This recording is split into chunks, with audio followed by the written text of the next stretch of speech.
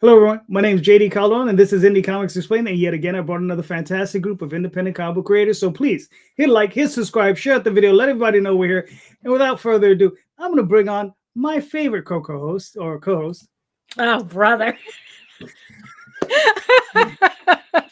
How did you say something so controversial yet so brave? Hello, everyone. My name is Daphne Lage, dealing with some nonsense that came up at the last minute, and I'm a cartoonist, illustrator, and comic book artist from New York. I have been self-publishing comics with this degenerate since 1992. Mm-hmm. And we are the creative team for the furry fantasy adventure Tall Tales, and I am the creator of Eagle Raven, Heir of the First Unicorn, a medieval fantasy drama that you can read online at eagleworks.com, EGOWORKS. Would help if I could spell right now. There you go. And here's my second favorite co-host. What's up, Tom? So, okay, I'm just going to leave that where it is. That's fine. we won't go deeper into that hole. Yeah, there's no need to. I've already dug it, so you know. I'm Tom Hutchison. I'm the primary writer, publisher, art director, all things at Big Dog Inc. We're wrapping up 15 years of the company this year, and in January we start the celebration of the 15-year anniversary of The Legend of Oz: The Wicked West. All right, cool. And our first guest. Hello, everybody. I am Skynex. You can also call me Zakkery. I am an independent comic artist, currently running a Kickstarter campaign for my comic, The Backwards House, and also a YouTuber as well as my main profession. It's hard to have a bad mood with that on the screen. Do you like it? I don't have a camera like you guys, so I brought my VTuber model. Oh, no, that's cool. But she's right though. It's gonna be tough to get into any type of real arguments out here with that on there. Cool. How you doing, Dennis? I'm good. Thank you. I take it that introductions are in order here, yes? Yes. Thank you. Well, I am Dennis Mallonee, the president and actually principal writer for Heroic Publishing. We do Flair, League of Champions, Liberty Girl, Witch Girls Incorporated, a few other titles that my vice president complains about having too many of. So anyway, we do have a Kickstarter going right now for our latest issue of League of Champions, which I actually have a copy of, an advanced copy, which is right here. It's yeah. Nice. It reached its goal, and we're looking for more support. I think it's got maybe a couple of days to go. It's almost over, so any help would be great. All right, cool. Just out of curiosity, I got a question for you real quick. How long have you been in publishing? How long have I been in publishing? Yeah, let's see. 1981 to 2025 would be 44 years. Gotcha. All right, because I started, like as Daphne said, we started in 92, and we're like, we're usually the ones that are like, the old dogs in the room, but you got us beat. Hey, old dogs don't hunt, they say. Well, Thane. Hi, everyone. My name is Thane Benson. I'm an independent comic book creator. I'm currently running a Kickstarter for a book called Hellhole. Here's a copy of it. This is like a graphic novella. This is like volume 3 in a quarterly series. So that is currently on Kickstarter right now. All right, cool. Joey. Hey. Glad you made it back. Please introduce yourself. My name is Joey Croner. I run the Dyson Comics Cafe in Seoul, South Korea, and I also run TDL Studios, a publisher we made this year. And we're running Hotel Bethesda on Kickstarter, and it's just got a few days left too. All right, cool. All right, so some of you are new, some of you have been here before. Actually, 4 of you have been here, 3 of you are new. So the way it works is we just ask questions, but at the second half of the show, we'll be going over everybody's Kickstarters. So let's start off with the questions, right? And I got a show question, very simple one. Thanksgiving has just passed. So what do you have to be thankful for in indie comics, right? Because I don't know how long I've been in it for a minute. Dennis, you've been in it for a minute. Thane, I know you've been in it. Tom, a lot of us have been in it for a while. So, but Joey, you're in the hot seat. So All right. Well, I'm new to publishing, really, but I've been selling comics for quite a while. And I think in indie comics, the thing we have to be thankful for is pretty much all the really interesting stuff that's going on is in indie comics. Whenever people are complaining about the state of the comic industry, they're usually not talking about independent stuff. All right, cool. And just to answer that question, you are hearing a bird. That's Daphne's office. Oh yeah, I keep forgetting to like give the warning. So yes, I have a pain in the ass parrot that's right here that always starts acting up when I go live. So if you hear any strange noises in the background, that's him.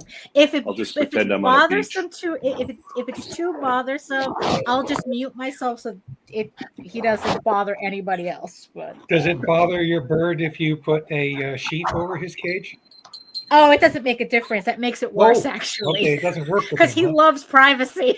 Ah. Yeah. All right. So, Zakkery, what are your thoughts on the question? Thankful for indie comics. I think I'm pretty thankful for the culture around crowdfunding for indie comics, I'm going to be honest, because I think it just makes it a lot more practical for anyone to kind of jump into it and make something really cool if they can get that funding for it. All right, cool. Dennis, what are your thoughts? I pretty much echo what was just said. I am glad that we're at a stage where you don't have to rely on stupid ass distributors to get the book out to stores. You can go direct to fans through crowdfunding, which is wonderful. It certainly has changed our business model. I think for the better. All right, cool. Thane, what are your thoughts? Yeah, I mean, this is basically what Dennis just said, but I'm very grateful that there's an audience out there that supports independent comics and independent artists, and that they're willing to invest their money in individuals who are trying to do interesting and different things outside of All right, cool. Tom. I'm primarily really thankful just for the fans that have, sort of latched on to what we do at Big Dog Inc. now for 15 years. Pretty crazy to think about where I was 15 years ago trying to make comics and get into the business and get into the industry and get into Diamond and pitching to publishers and all that kind of nonsense. And now here we are 15 years later, and we've been in the Diamond Top 300 multiple times. We work with some of the best in the business. It's crazy to think where we are, and that's all because of the people that decided that we should be here.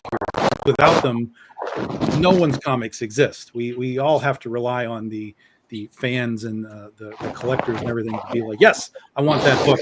I want to put it in my collection. So, I'm really thankful for the fans that have, stuck with us through all of the bizarre roller coasters of Big Dog Inc. And especially this year with just such a weird 15-year anniversary that we had with my mom passing, and just cons here and stopping cons and moving campaigns and just having to reshift everything. Everyone was like, we get it, just tell us when you're ready and we'll be here when you're ready to go. And so yeah, I really appreciate all of that that following and that understanding. And yeah, cool. Daphne. I'm just thankful that I have an outlet for my late onset autistic hyperfixation. Kickstarter especially makes it very easy for me to function creatively by having an outlet. And I guess, like, to echo what Tom said, is realizing that even though I say that I do this for myself, that I'm really thankful for the people who have supported me since I started like really doing this on my own on Kickstarter in 2021. And yeah, and it's like, and that's something that I want to continue to cultivate. So yeah, so I'm just happy to be here. Cool. What's funny is the thing I'm most grateful for is the associations I've made in indie comics, because I think all of the long-standing relationships and friendships that I've had or have were made through comic books. Daphne I met through doing comic books, and we've been together 30 plus years. Don't say it out loud. I know. Don't say the numbers out loud. But in a lot of my other friendships, and it's like even you guys, Zakkery, Dennis, Joey, you guys are new. Thane, I've spoken to you for a little bit. Tom and I hang out all the time on these things, and I mean, without Indy Comics, this wouldn't have happened. You know what I mean? Making these connections, I think, is really important. Like I said, I have dozens of friends that I've made doing this. So yeah, I mean that's But real quick, James Burton asks a question: what or where would you be without crowdfunding? I'll go first. I can't speak for anybody else. I'd be screwed. But I think that's what it'd be, or at least I'd be stuck doing more conventions again. So just to get the books out there. But I don't know if anybody else wants to answer that. I know that what crowdfunding really did was it helped me focus what I'm doing, because it gave me like a very specific target, where in the past, like San Diego Comic-Con served that purpose. Mm-hmm. That it's like that we had to have everything that we were doing done for San Diego Comic-Con, no matter what we were doing. And then once we stopped going to that show regularly, we didn't have anything else that took its place until Kickstarter. And now it's like, oh, are you saying that I could like finish my book and then like sell it directly to people on my own without having to go outside? If it wasn't for Kickstarter, I don't think I would be as far ahead on my book as I am, only because I wouldn't have had the focus on anything. All right. Cool. Anybody else? What was the question? I'm sorry, I was a bit distracted. Oh, no.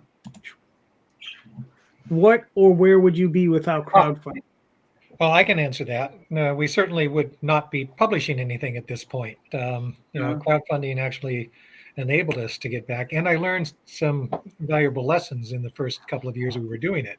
One of which was not to do it until it was actually ready to be done, right? To address the point that you just made, right? There's some discipline in there that it took me a little bit to learn. Now I'm on every 21 days schedule. We offer something new. And in fact, in addition to that League of Champions book, which is currently being kickstarted, I brought some other things. I mean, if people are curious, we did a new issue of Alter Ego with Roy Thomas and Ron Harris. And we did a new issue of Champions. There's a story behind that, of course, having to do with Marvel.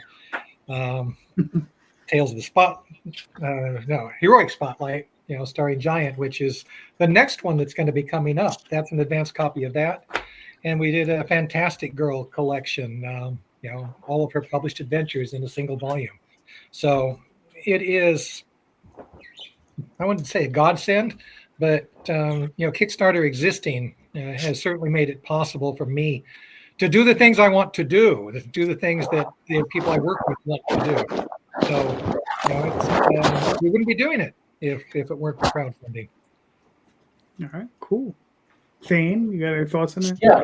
I was just going to say, like, before crowdfunding was a thing, I can tell you exactly what I was doing, which was like putting together pitch proposals and doing like a couple pages of a comic and sending it around to publishers and collecting rejection letters. Like that was my creative output before Kickstarter. And I remember very clearly, like, commiserate and doing webcomics, because that was the thing. Like, you could get some stuff out there with webcomics.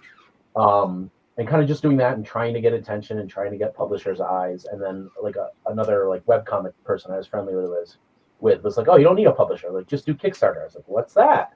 And this was like when Kickstarter was new. And yeah, it changed everything for me, because all of a sudden, I mean, self-publishing was a thing before Kickstarter, but like using other people's money to self-publish was not really a thing before Kickstarter.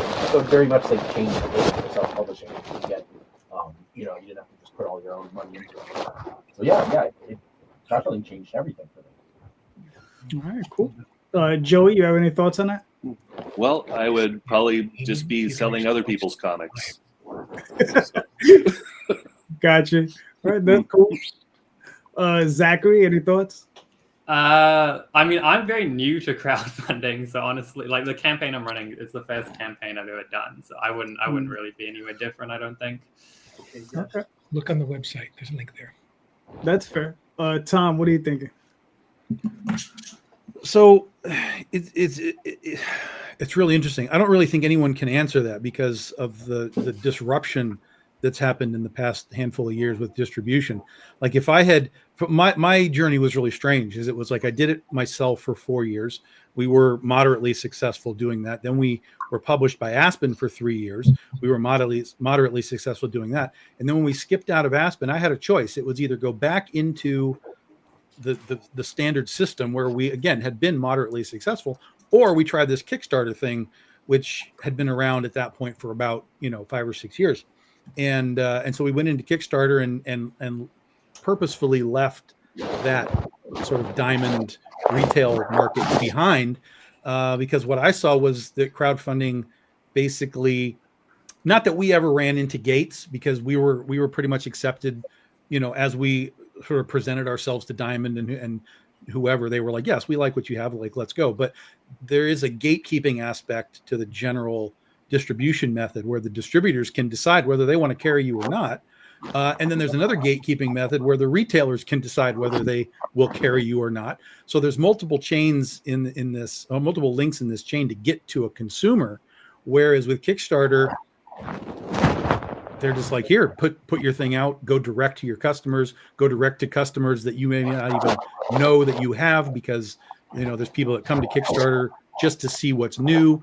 So Kickstarter broke down the gates of the ability to get in front of people's eyes. And then in the meantime, as all of that was kind of thriving, Diamond was on its way back down. So the people that were in the Diamond method were struggling, while the people in the Kickstarter method were kind of coming up. And the people that were coming up through Kickstarter were then taking their books over to Diamond, which then collapsed. So it's this really weird, just true roller coaster of everything. So I don't know where we would be without it, because without it, I would have just gone back into Diamond. We would have just been Big Dog Inc. and Diamond again. And who knows what that result would have been. I have no clue, but I will tell you that we've been doing Kickstarter for 10 years now, roughly. And it has changed the way that we do business across the board.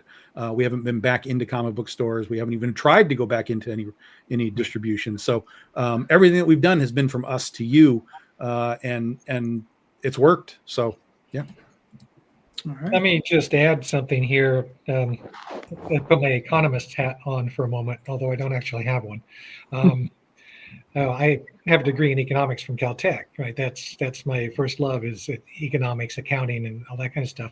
Diamond's business model was doomed to fail. I saw it when they first started up. I went in for a little while, because it would take time for it to fail. But we left Diamond 20 years ago, probably a little too soon. But their business model could not work over the long term. It was just not possible.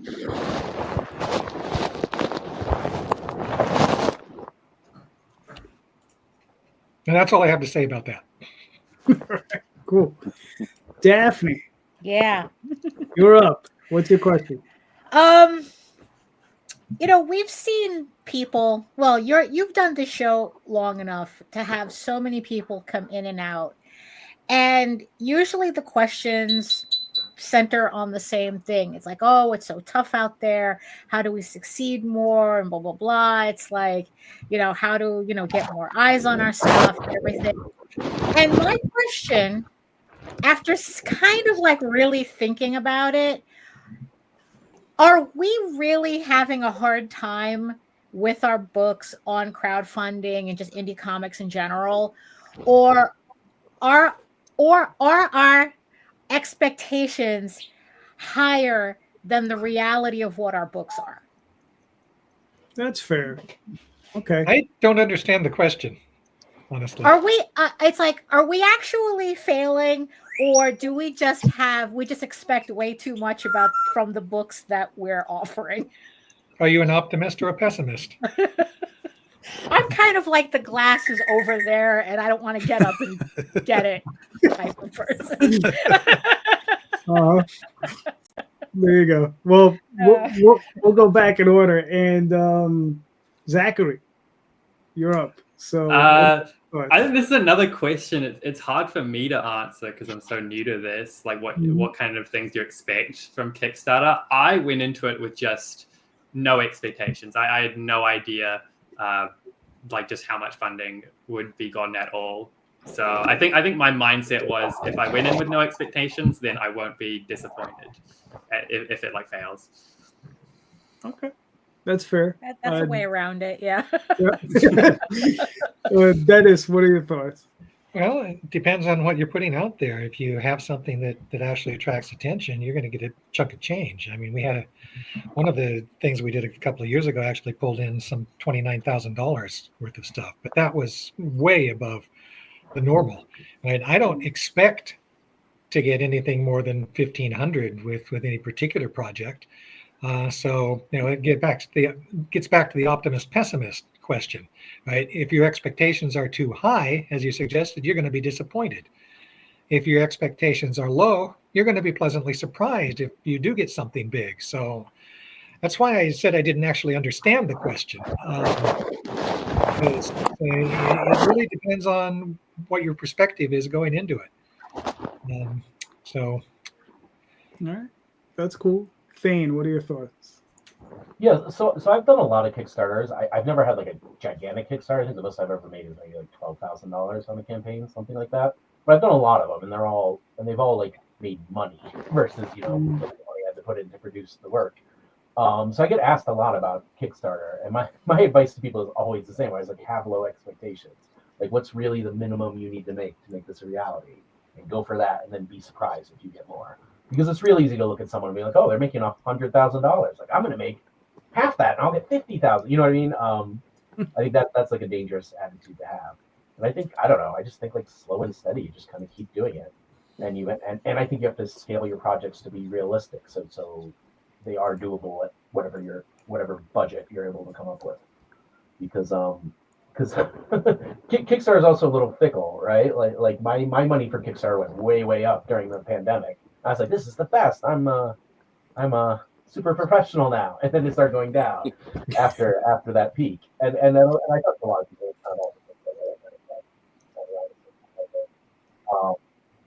So like, yeah, and you get into that. But that's when you do stay at it. Yeah, it's just like that kind of stuff.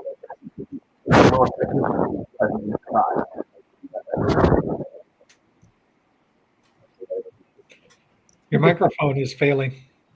Yeah, your microphone. There's something funny going on with your mic. Oh yeah. Yeah. Sounds like it's caught in your covered? sweater. Yeah. It sounds like. No, it's just the computer, but I'll turn it on and off. Maybe I'll do something. Okay. Okay. Any better? Yeah. Now you sound normal. Okay. I'll mute it when I'm not talking. I'm done. All right. Joey, what are your thoughts? Well, part of why I use Kickstarter for this project, and I've also used other crowdfunding platforms here in Korea and as well. And part of it, when I used it, was as a metric to see how much, people actually wanted the thing that I was offering. So my expectations were not anywhere specific. So I feel like whatever I'm offering, I'm finding out through Kickstarter sometimes how much people actually want it. And then that'll let me know if I want to continue doing the same thing that I'm doing right now, or if I want to do a different project or something like that. So this one is the first one we've done for the TDL Studios things. So we're kind of finding out now, at least in the American market, what the demand is and what our expectations are for that kind of thing. And we'll do other Kickstarters here in Korea. Well, it's there's two platforms, What Is and Tumblebug, and I've done stuff with them before, and it's just it's a different market. So we'll do this one again early next year, and but we'll probably do a Korean localization of it. So how different are the platforms and markets for, like, obviously you got to experience Kickstarter, so like how different are those platforms? I think Kickstarter is a lot more user friendly for running a campaign, and some of the Korean ones, since it is directed, there's a lot of other bigger companies doing things that they usually have someone that's just doing that part of the job full time. So it did take a little bit of working out to figure out the interface. Other than the whole interface being in Korean, it was hard to figure out sometimes how to get things up.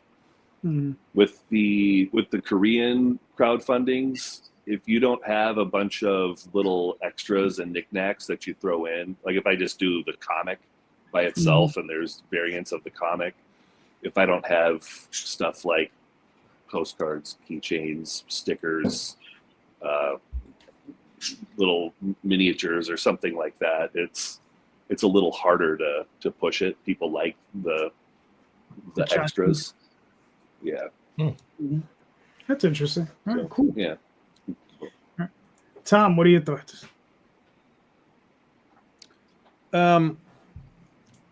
So I think we all, well, those of us that were running Kickstarter sort of in 2018, 19, 20, and then we kind of saw that big leap 2021 and a little bit of 22, and then it kind of started to fall off. I think a lot of us kind of have this comparison, not even to other people, but to ourselves, because we saw where we were over this period of time where it was all going upwards, and then it all kind of started to fall back down. But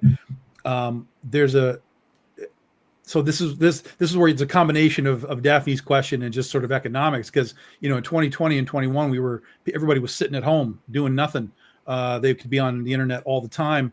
They got their bonus money from the government. They were like, oh, I got a few grand, I can go throw it on comics. Everything kind of changed in that realm. There's the talk about Amazon going from $1 billion company to an $8 billion company over a couple of years, because people were spending money on that stuff. So it was a weird sort of golden age of crowdfunding at that time. And that bubble, sort of like the 90s comics, kind of popped. It could be for any number of reasons, not the least of which is just economic.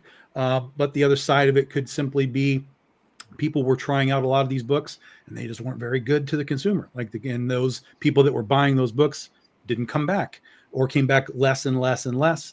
And you have to be able to replace those people. Every time someone leaves, you got to at least bring one back in. That's hard to do.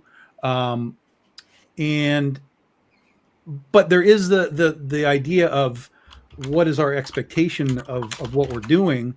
And I don't think low expectations is the right idea. I don't think that's the right thought process, because then we just sort of click, push, go, and then we walk away. That's like, oh, it doesn't matter. It's going to do what it's going to do.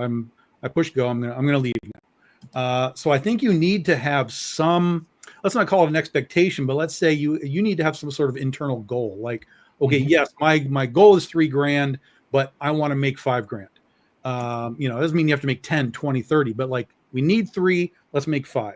Because then that puts a little extra drive in you to do shows like this, to be a little more, out in the social media world, maybe at cons a little bit more while you're running your campaign to get more people involved. So I think that we had some weird built up expectations because of the top of the roller coaster. But as it came back down for everybody. Don't think that it's like it's just you. You can look some of the top people in this business and they're coming down too. They're still way above us, but you can still watch and track, like, well, they used to do $100,000, now they're doing 80. That sounds crazy that's like a bad thing. But like to them, they're probably like, shit, I'm down $20,000. Like what's going on? So they're having the same sort of internal discussions that we have, just on a lower level. So I think it's a lot of things. I think there is expectation. I think there is comparison. I think a lot of creators sort of look at the market and be like, well, why is that guy doing what he's doing and I can't do it? And there could be a lot of reasons for it. I mean, the list is endless, but a lot of it is just sort of fan sort of control. Let's call it that. Like they have access to their fans. They are enticing to their fans for however it is that they're doing it. And those fans are reacting to whatever social media posts or convention appearances or whatever it is. The fans react to that and they go running for it. Whereas if you come in again with like low expectations, well, I'm just going to push go and we'll make what we make. There's no immediacy to your fan base. There's no like, oh, I got to get in there and get that book because I only got 3 weeks and then it's gone.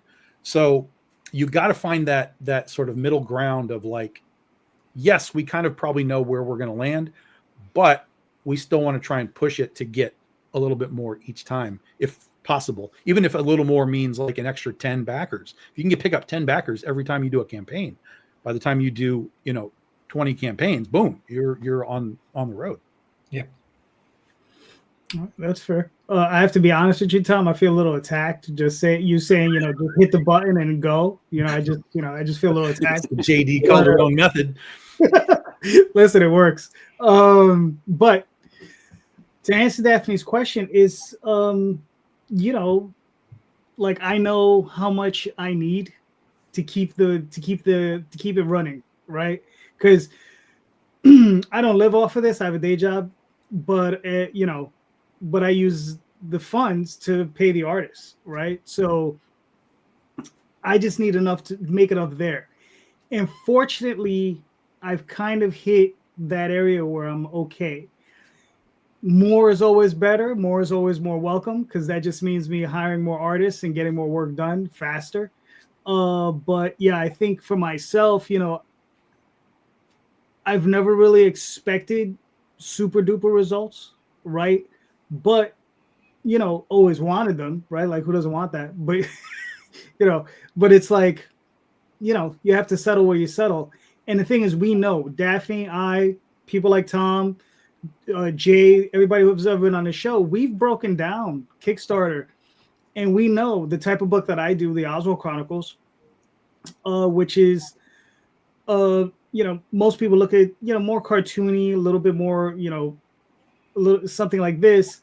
They don't tend to do that well, right? Unless, of course, you already have a prior situation where you're bringing in a lot of fans, right? So unless you're Stan Sakai and you're coming in with Usagi or Jimbo, you're probably not going to make a boatload of money, right? If you're just starting fresh like myself and nobody knows me from any place else, then we have an issue. And you get to where you get to, you keep pushing. There's a glass ceiling, but you got to keep trying to push through it, and that's what I've been at. So Magi's Grace, which is a campaign I'm running currently, does a little bit better, but that's because I do multiple covers. I do sexy covers. I do NSFW covers, so it does a little bit better. But again, still got to work it, still got to promote it, still got to push it. But it does do a little bit better, which is something. So let me suggest here, you guys might want to think about this. We're actually working on building up a forum where fans can come and talk and chat with each other. It'll be moderated because forums have their downside, right. But getting that fan interaction, the interest in the fans is the key to this. As you said, right? If you get 10 more fans with each Kickstarter, pretty soon you're up there, where you maybe actually want to be. But the trick is to get the fans involved, and if you guys have the knowledge, the wherewithal to do it, you might want to think about creating a forum where your fans can talk to each other. Mm-hmm. Yeah, but it's one more thing on the list. You know how it is. Just one more thing on the list. Always one more thing. Yeah. Yeah. Daphne, so answer your own question. Well, it's, you see, the thing is that, like I agree with Tom in that it is important to have an expectation, even if it's a slightly higher one, so that, you're not just pressing go, and at least like you're trying something extra in order to push attention onto your book. But the thing that I'm actually referencing is what I like to call, like, you're doing an indie comic, but you're expecting mainstream results. And, and I'm talking about, like, and I've seen this a little too many times, which is why I ask about this is that we have people who are doing like quirky niche type of books, books that like to an outsider, like, yeah, you like nobody creates a comic and says, oh yeah, I couldn't hang with Marvel and DC stuff. Everybody does their book and says, oh yeah, you could put my book next to Marvel and DC type of thing, right? But that's kind of not the case. And I kind of think that there's people who it's like they just think that their books should be making 10 grand just because, for reasons. Well, those are just egomaniacs. What you're talking about. But the thing is though, it's like I think what it is that they get caught up in the idea that it's like, oh, it's all about marketing harder, and all I need to do is market harder, without really considering that it's like, who is actually the audience for your book. And maybe your audience for, especially if you're doing more like niche type books, that your audience is not as big as you think it is. And I think that what that does is that, like, there's a difference in having a realistic, like having an expectation and then just having unrealistic expectations. And then every decision you make is based on those unrealistic expectations. And that could like hold you back just as much as just having no expectations. Sure. No, I totally agree with that. There's definitely people that I know that are like, they'll make a book and they'll be like, I can write better than anything at Marvel Comics, or, that kind of stuff. Right. Like, yeah. Listen, there's a reason you're not there.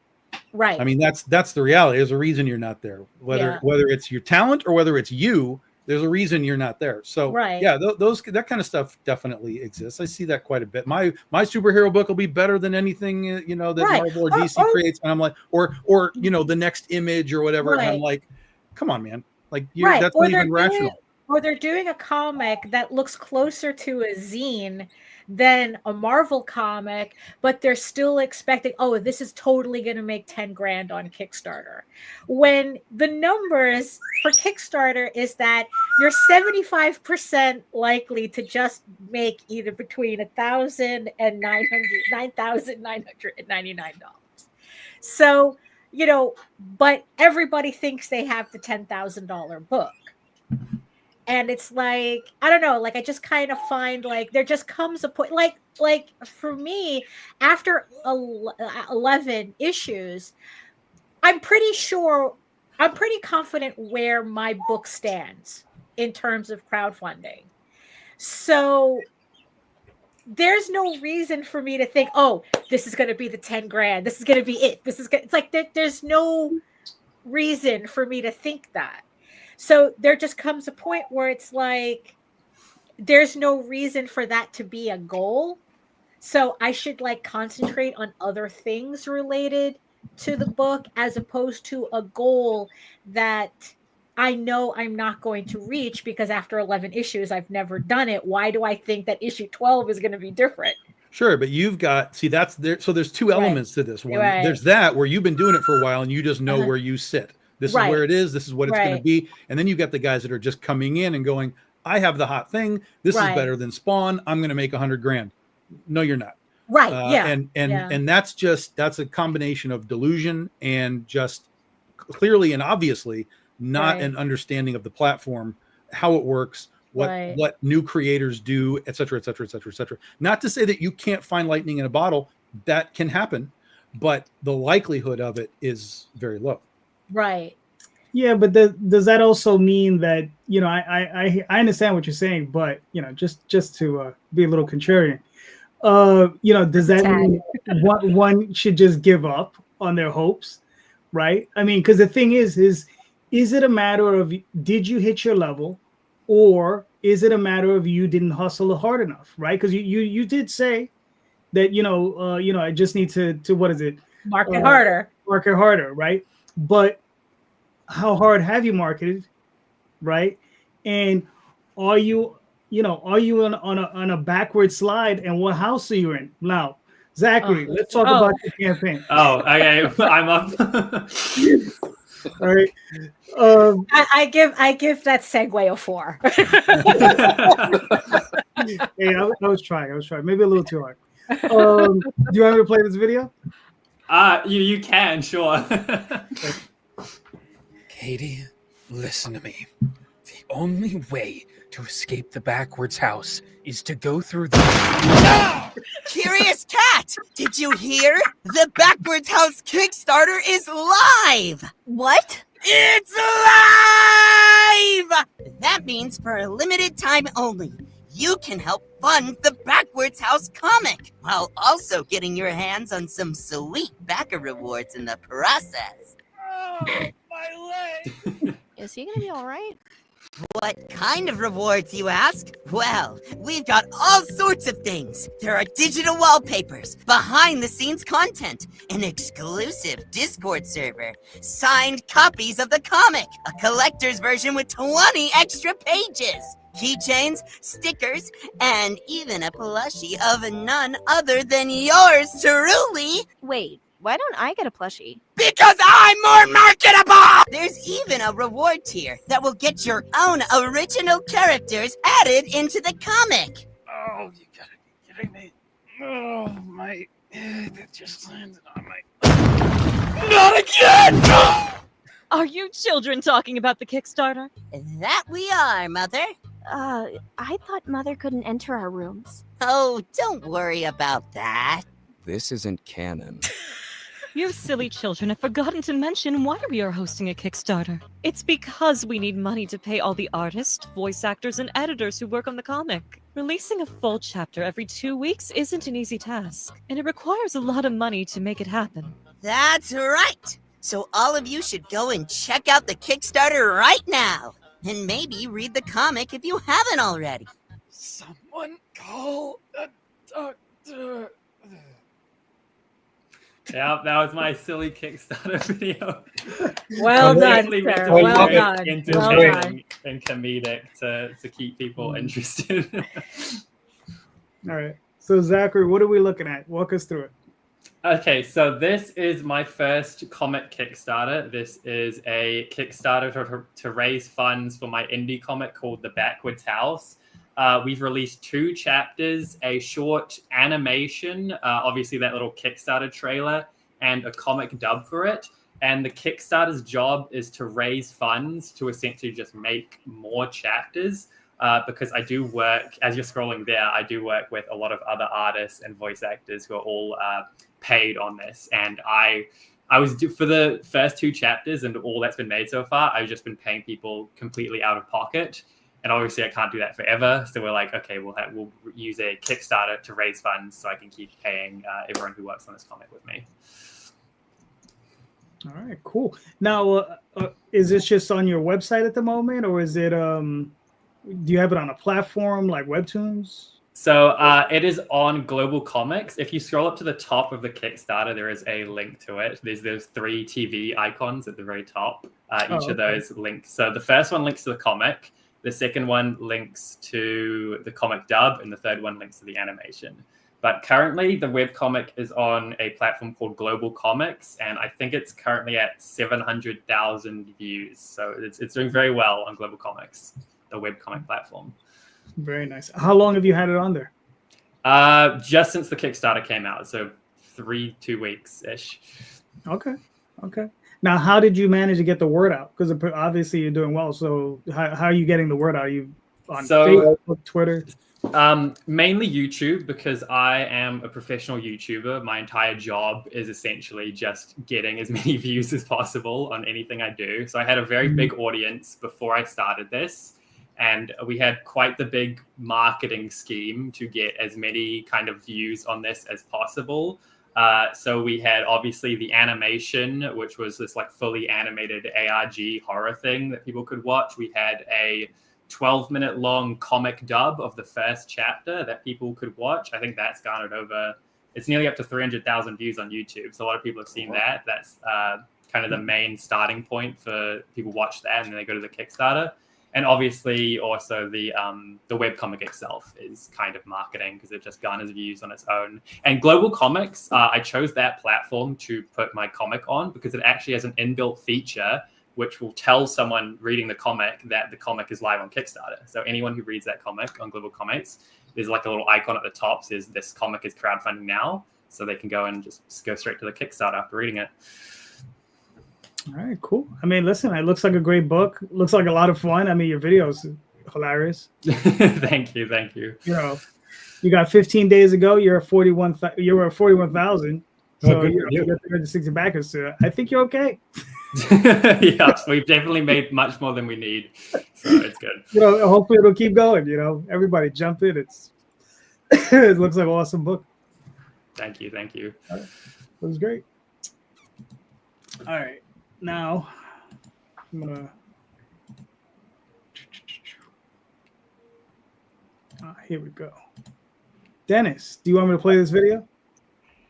You can start it. We basically, since the book is already in, we have some advanced copies. We did a flip through, basically showing people what the what's in the book. So yeah, you can go ahead and start it, and you can stop it at some point if you want, because it's actually pretty long.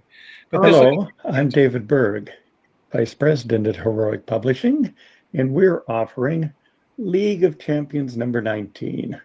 This is a big one. 48 pages by Dennis Mallonee and Henry Martinez. It picks up right where number 18 leaves off. In fact, we've had a continuous flow in story, starting with League of Champions 13, 14, 15, 16, the Lords of Chaos storyline, to the Reiki Warriors crossover in League of Champions 17, over to Murcielaga Shebet 18, back to League of Champions 18, and this begins minutes later with as much tie-in to Heroic Universe history as we've ever had. It also kicks off our new Rods of Fairy storyline, but I'll get into that because I'm going to flip through this with you. Spoilers. League of Champions number 19. Here we go.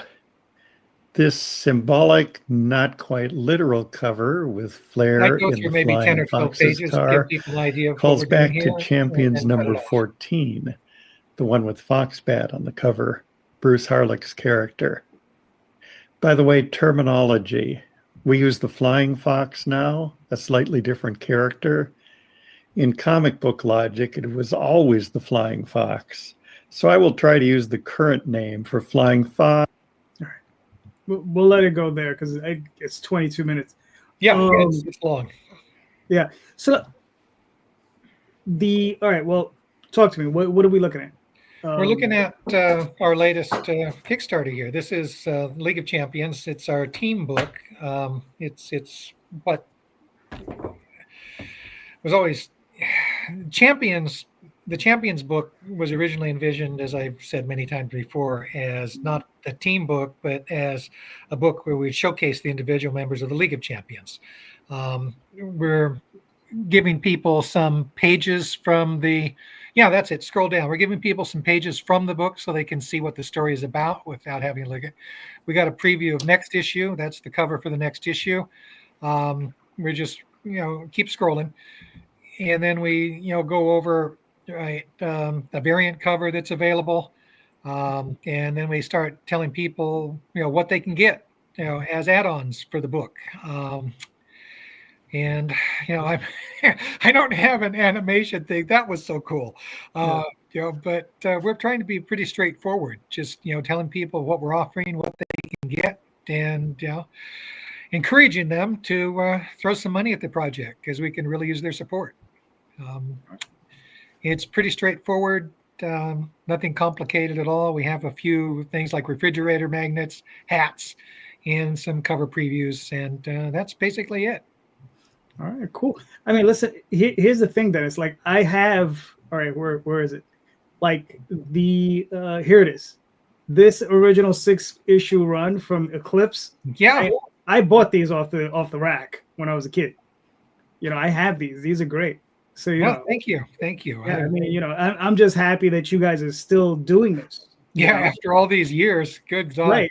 I'm just with a few breaks. I mean, it hasn't been constant. It's been somewhat sporadic, but I love comics, and it's always good to get back to it, even if for one reason or another I have to take a hiatus.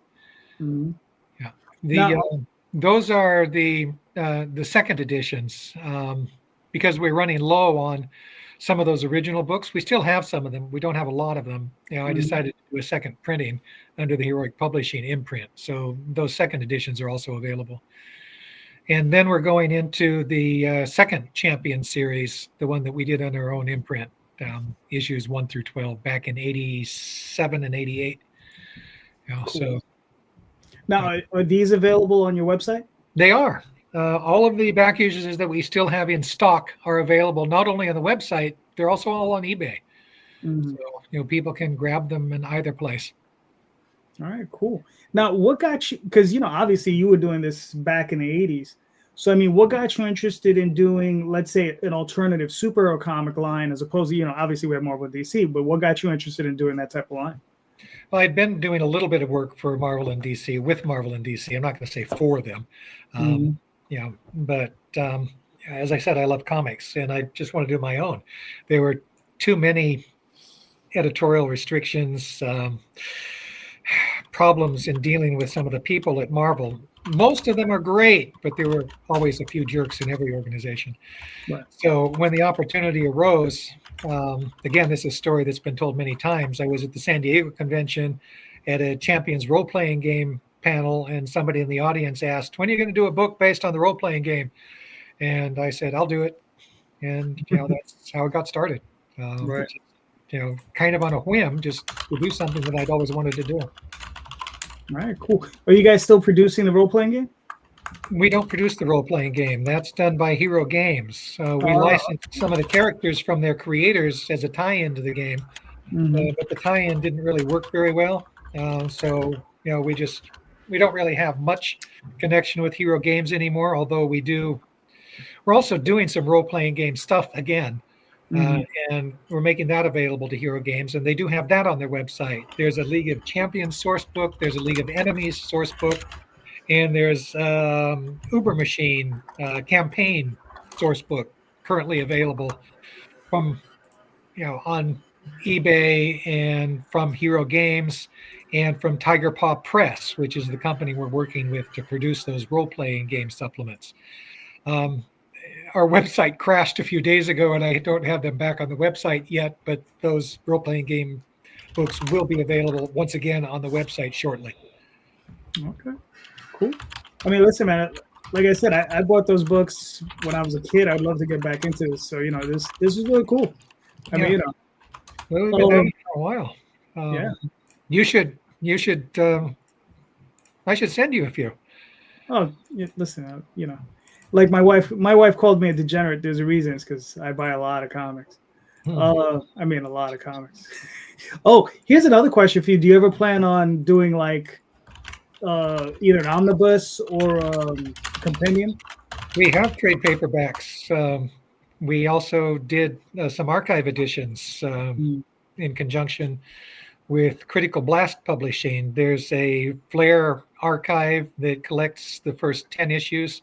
Those were the supersized 52-page books.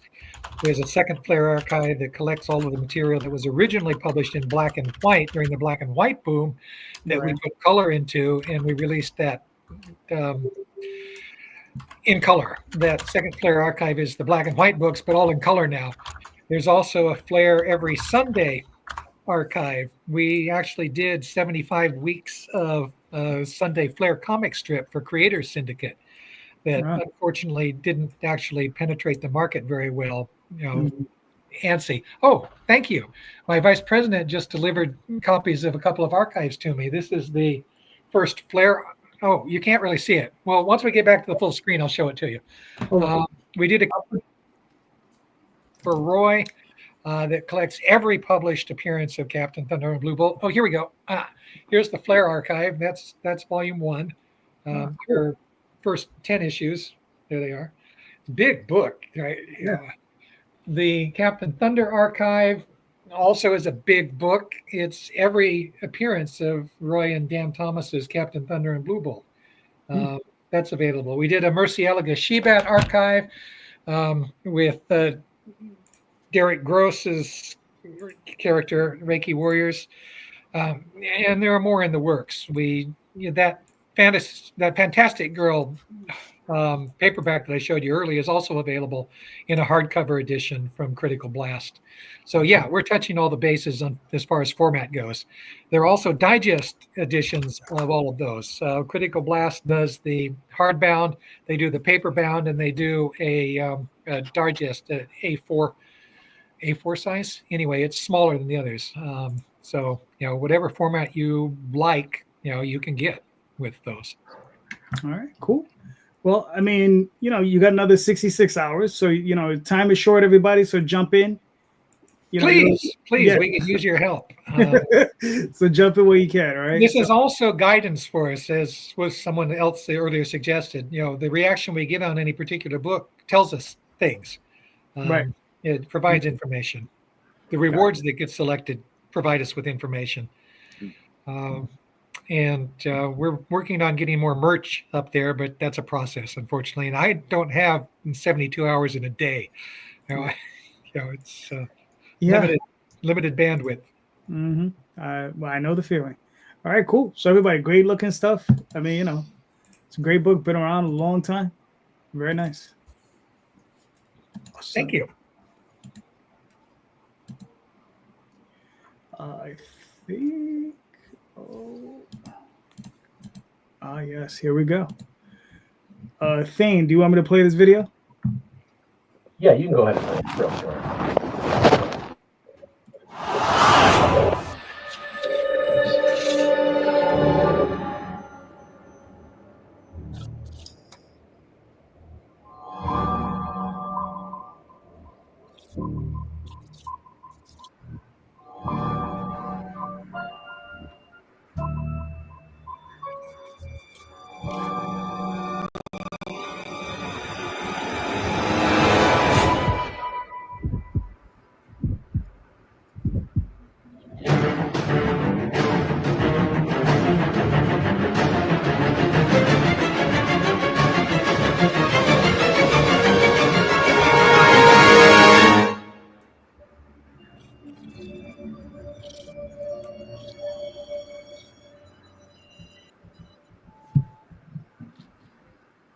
Very nice. All right. So Thane, walk us through it. What we got? Yeah, so Hell Quarterly, it's a quarterly comic book series. It's 4 issues. Is going to do the whole thing. This is issue number 3. I'm calling them graphic novellas because they're black and white and they're 48 pages, so it's a good chunk of comic. But it's basically kind of like a film noir sort of detective story, except it's set in hell, so all the characters are demons. You can see it's kind of cartoony, but it's also kind of dark and creepy, but also sort of funny. There's the first 2 issues there, and then number 3 is what we're kickstarting right now. Nice. So that's pretty much it. It's a return to so my very first graphic novel was called Burnt, which was a murder mystery that takes place in hell, and it was like a one and done kind of graphic novel. But people always ask me if I'd go back to something like that. So this is like a return to hell. It's the same hell as in Burnt, but it's all new characters and all new stories. So the setting's the same, but everything else is different. All right, cool. Now, so this is the 3rd issue in a series, or is this a 3rd issue like one shots? How are you doing it? Yeah, so it's a series. It's one story that's broken up into the 4 quarterly comics. So when the 4th one comes out, it'll complete the story. And I say quarterly because about every 3 months. That's about what I'm at for when these are coming out. The first 2 came out a little closer together, much less than 3 months apart. But by the time we finish all 4, it'll be close to a year. So the quarterly is about right for setting people's expectations for how quickly they come out. All right, cool. Now I haven't checked. Oh, there it is. Oh, so you've created 33 campaigns. So you've been in it for a minute. So Thane, like, how have you seen Kickstarter from the beginning to now? Like, what are your thoughts on that? Like, as far as your stuff is going. Yeah, so at the beginning, it was much easier to come in being like a non-known person and still get a little traction, get something cool. But once as Kickstarter got more popular, it's much harder to stand out. If you've been in it for a while, you can usually like build up like a base of people who stick around for most of your stuff. And I'm lucky that I started early enough that I have a base of people that show up for it. But the people who do really well on Kickstarter. And you know, the first campaign we looked at by Zach was a great example. Is people who can bring an audience to Kickstarter. People who go down, people like me who went to Kickstarter to find an audience, it's a much harder row to hoe these days. But for me, it's sort of like sustaining my audience and like increasing my audience, right? Is what I'm going for. And yeah, you know, and at the beginning when we were talking about what we were thankful for, I'm thankful for all those people who tried out Burnt for the very first time when no one had ever seen anything from me, but it still, you know, generated enough money on Kickstarter for me to finish it, and then the kind of, you know, keep that audience and slowly grow that audience has been great. All right. Listen, man, I mean, dude, I remember I don't know if you remember, but the first time I met you was at a show somewhere. I don't know if it was Baltimore, Boston. And I remember picking up one of your books, and ever since then, I've been keeping an eye on you. Oh, thanks. You know, I've always enjoyed your work. So, you know, I mean, awesome looking stuff. You got 172 backers, which is great. You're well above your goal. You got another 11 days. So hopefully, you know, everybody, like I said, another guy, jump on, man, because he's awesome looking stuff. Awesome, you know, great stories, the whole thing. So go check it out. All right. We got Hotel Bethesda. I like this. Do you want me to play this? Joey, you want to play this video? All right, cool. Yeah.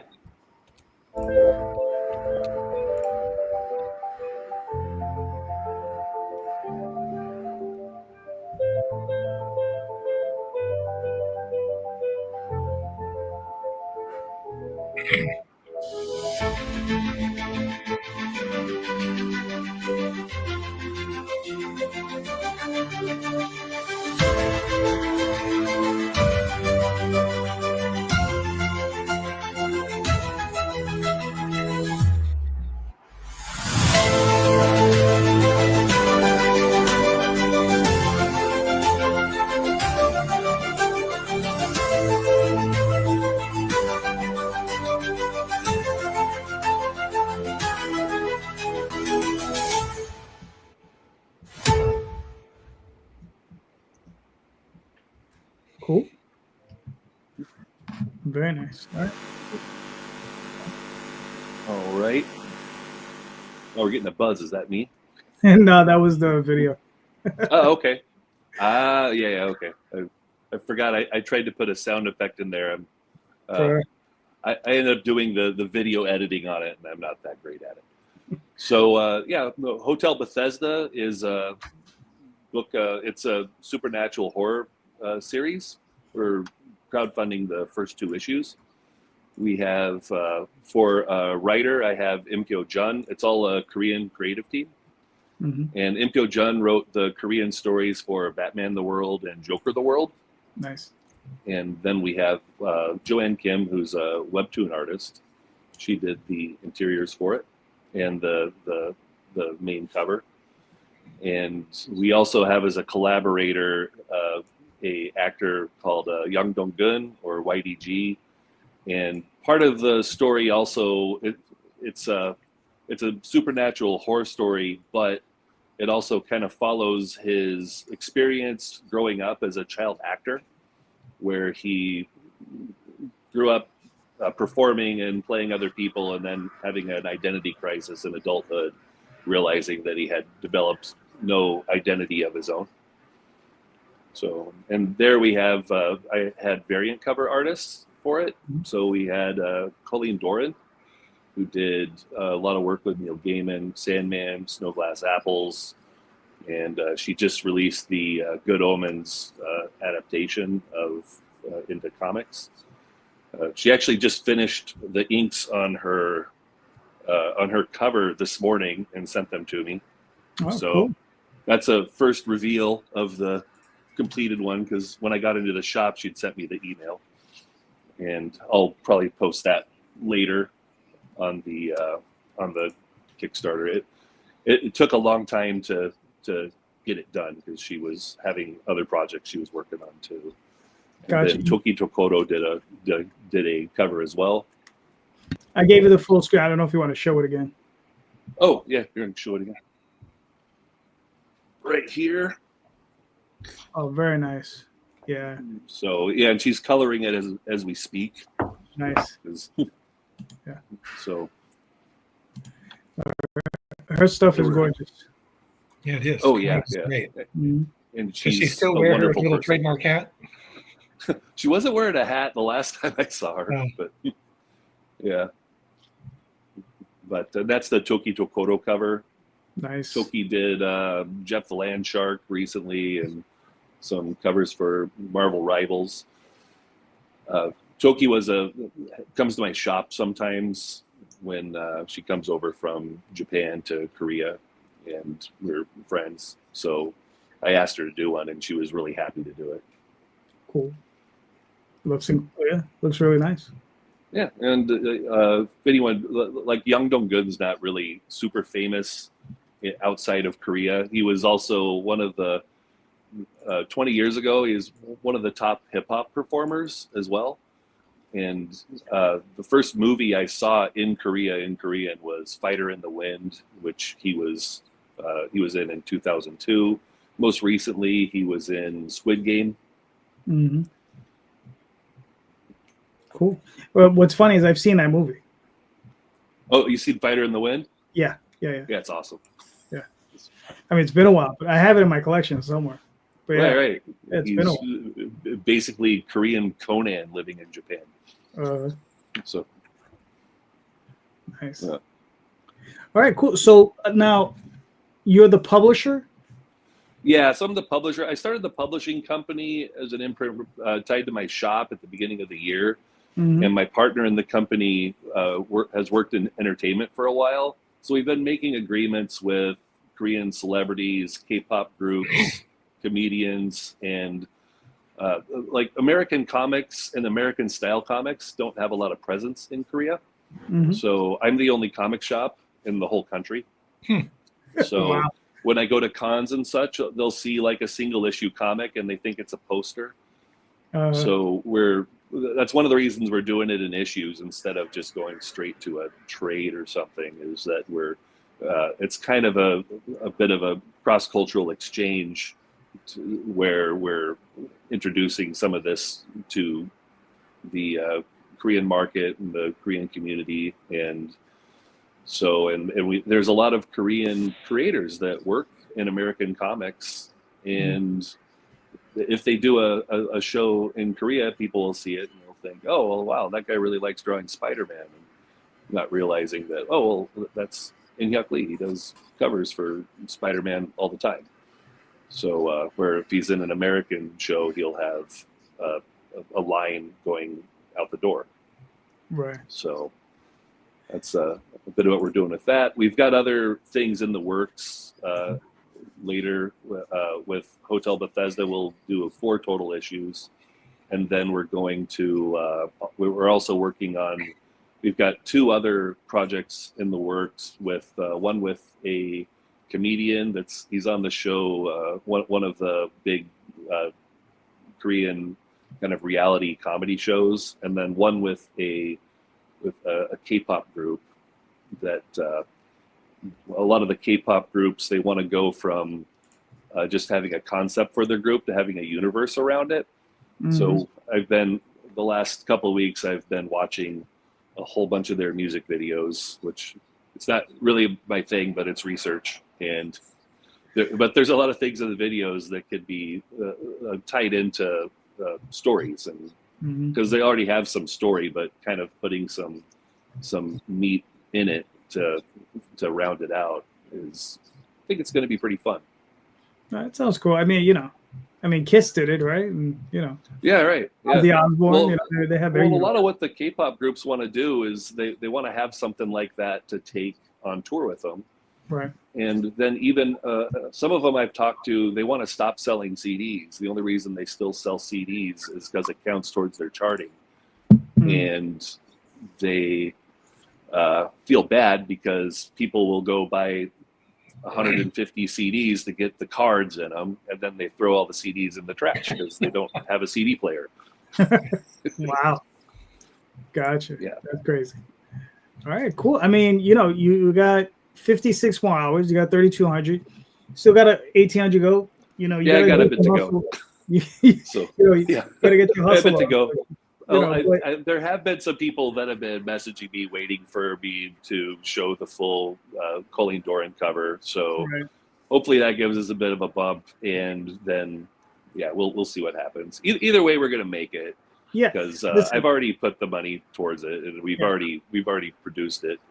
But But and we've also got the Korean Kickstarter too. So but also it's a good looking book, and I mean, you know, it deserves, you know, success. I mean, you know, everybody go out, pick up a copy. It's a really good looking book. You know, it looks like it's going to be a lot of fun. I mean, and, you know, if it's the Colleen Doran cover you need, it's there. Go get it. right, yeah. So You know, he just Yeah. showed it to you. You know, good stuff. All right, cool. I'm gonna real quick pop up my campaign. This is Magi's Grace issue 3, 1 through 3 is available. This is something I'm doing with my partner C. Michael Lanning, and we have a bunch of different covers on here. This is C. Michael Lanning's. This is the A cover. This is his cover. Then we have Pablo Verdugo Munoz. This is his variant cover, and then we also have Lena Dye, which we get for every campaign on Magi's Grace. And you know, people tend to like her stuff, so she does well for us. This is LC Freitas. We also get him on all of these campaigns as well. Christopher Awen, I met him online. He was, you know, he said he was looking for work, so I asked him to do a cover for me, so he did it for me. I think it looks, I mean, I love the little vampire guy. I mean, it's just hilarious. And then Capu Max Omega, another guy I met online, was looking for work. I said, all right, let's try him out. And that's just how I am. I find new artists. I'm like, you know, let me try him out for one cover. And then we just go from there. But the story is about two characters, Magi and Grace. And they're a monster fighting duo. Basically, you know, they're out there. And whenever you have a problem between the world of cryptids and the mystical, they deal with those issues. And that's what they're in for. So, and right now they're dealing with vampires invading Innsmouth. So it's vampires invading the fish people, and they're in there to try to break it up and try to bring order to the world. So there it is, Web issue 3. So go check it out. All right. So back to our regular scheduling show shenanigans. Tom, you're up. Your question. So my question is, Dennis, how does somebody pitch an icicle or tiger story to you? Well, that's an interesting question because we don't have a lot of resources. But if you really want to do it, just drop me a note in the comments section of the website, or drop me an email, for God's sake. For sure. It's not that hard. I don't want to give the email address out right now, but Totally we'll put it in the chat for you, okay? Totally understand. Yes. Now, here's the real question. Real question is maybe a little depressing, guys, but it's something that's kind of popped up from time to time as we do these shows and talk about making comics and so on. And it's the thought of I always kind of tend to hear people talk about that they're making comics and they have this sort of like what Daphne was talking about, having these expectations of having some aspect of legacy for what they're creating. Beyond under the assumption like you passed and what happens to your stuff. So I'm curious for everybody, we're all going to say that we're making this for ourselves because we want to make it, et cetera, et cetera. That's the easy side of this. But do you have any sort of internal thought process of when I'm gone, this project will still be talked about / someone's going to pick up the reins and run with it / the fans will still respond to it, even though I'm the creator and I'm not the one doing it anymore? Does that make sense? So what are your thoughts about what happens to your stuff when you're gone? And if it dies with you, is that an acceptable result to our artistic journey here? Zach, I think we're up to you. Zach, I mean, not Zach, Thane, we're up to you, Thane.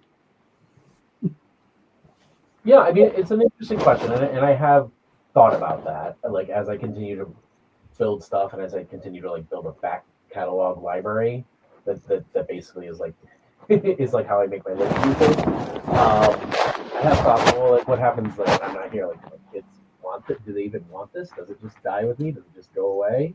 Is it really is it worth anything? Like could it continue to generate income for other people? But I haven't made any plans. I think as I get older, I'll probably put more thought into it. But if it goes away with me, that's okay too. Life is fleeting. All right, cool. Joey, what are your thoughts? Well, I think that all of us in some way everyone has had some way that they've impacted or tried to do something to make the world a little more bright. And then once we're gone, that's going to live on in one way or another. As far as comics, I think now's like a time where a lot of this stuff lasts a lot longer than it would have before, because one of the things I'm trying to do with the company is there's a lot of Korean manhwa creators from the 60s that are in their 90s, and a lot of their stuff is going out of print and it's disappearing because it was only ever in print. So I'm trying to get some of those things back into print, maybe translate some of them to English and introduce them to the American market so their legacies can live on. And I think now's kind of the time where a lot of the stuff that people create has a lot better chance of surviving past and being appreciated in future generations. So I feel good about it. All right, cool. Dennis, what are your thoughts? Well, as I recall, I just had somebody ask me about writing an icicle or a tigress story. So I'm not particularly worried that there won't be somebody out there who will want to pick up the reins, but I haven't given that much thought. It's difficult sometimes to accept the notion that your death is inevitable. It's going to happen. But I am 70 years old now, so and it's not as far off as it seemed when I was 30. And we have a corporate structure, so that corporate structure will conceivably, although I don't know this for sure since I won't be here, will survive me. So the properties are there and they can be used. So if somebody picks up the reins and runs with them, that's great. And if they don't, well, I'll never know about it. So. All right, fair enough. Zakkery, what are your thoughts? Yeah, it seems to be a question about legacy, what's going to happen to your stuff after you die and all that. It's not something I don't think I've think about too much. I know there's this mangaka that made Berserk. Hopefully some of you guys have heard that, who it's like got hundreds of chapters out, and the creator of it's died, but the story's still going. Like, he's got his editors to keep creating it for him. And I don't know. I feel like if maybe I was making a story that was that long and I died before I got to finish it, I would want, I don't know, either my team or someone else to finish it for me, possibly. But that's something so far into the future that I wouldn't even think about it currently. All right, cool. Daphne. There was an episode. It's one of my favorite episodes that I did with Nita on the vlogs. And it was us discussing this article in the New York Times talking about Richard and Wendy Peeney and their endowment to Columbia University, and how they were approached by the university to donate their artwork to them in archival situation. And also they gave money to the I think like $500,000 for the university for the sole purpose of preserving comic book art in general, and promoting comic book work. And what I learned from even just reading the comments of this New York Times article is that as much as we want to believe we're leaving a legacy, no, you're not. Most people, pretty much what I learned from the comments is that your legacy is in the bottom of a dumpster. So I figured I'd continue the depressing portion of your question. And this whole article really made me think about that idea that it's like, who am I kidding? It's like, in the end, I want to enjoy the work that I do while I'm alive to enjoy it. And if it goes with me, that's where it goes. Like I really don't have that much of an interest outside of that. It's like I'm not getting any deader type of thing. So I just came to the point where it's like, that's it. This is it. Whatever I do in this lifetime is what happens.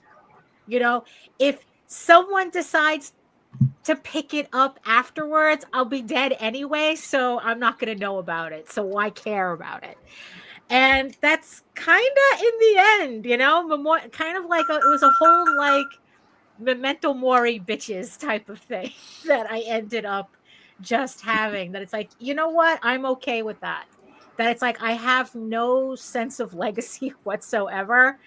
And that's just where it is. I'm literally doing this for myself, and we're burying it with the pharaohs. That's how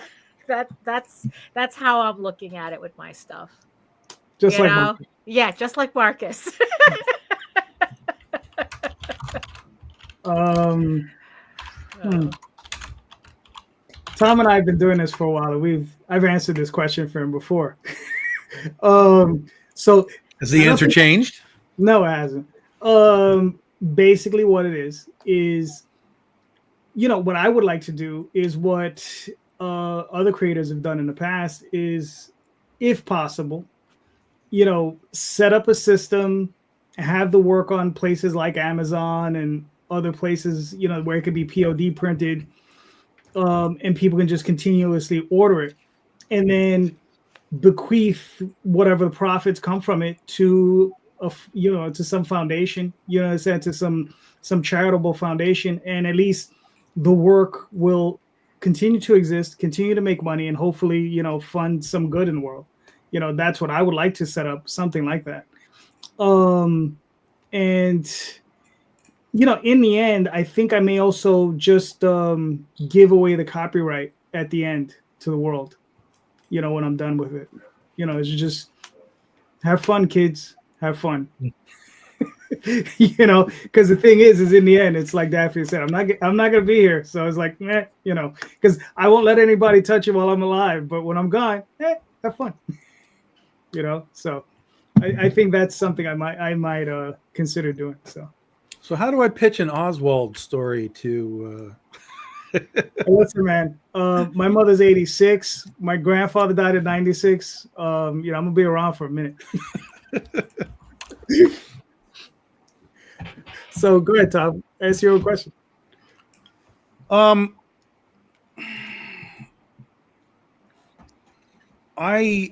was a time that I really didn't care about that thought process, like the legacy of it. It really didn't concern me about it. But with your answer, JD, which you've given before, it was something that got in my head. And the only real community, I mean, I'm not to say that the comic book community hasn't embraced me and done great things for Big Dog Inc. and all that, but the only like sort of parallel community that I've sort of tapped into is the Oz community, where I've become sort of a pseudo celebrity through these invitations to all these Oz events and meeting all these different Oz people from all these different, segments, from music to plays to, movies to books to everything. So it's the only sort of like extra sort of depth that I have in a bonus community. And so I had kind of contemplated the thought process of like, when I go, hopefully Oz will be done, my story.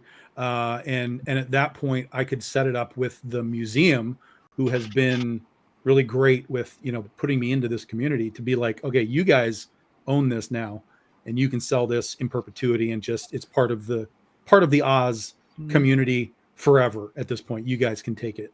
And I'm probably going to end up doing something like that, so that at minimum, that has both legacy, but more importantly, not for me legacy, but the expansion of the bomb legacy, the Oz legacy. Something else will exist, next to all these other things, next to Wicked and next to all this other stuff, for as long as they want to, mess around with it.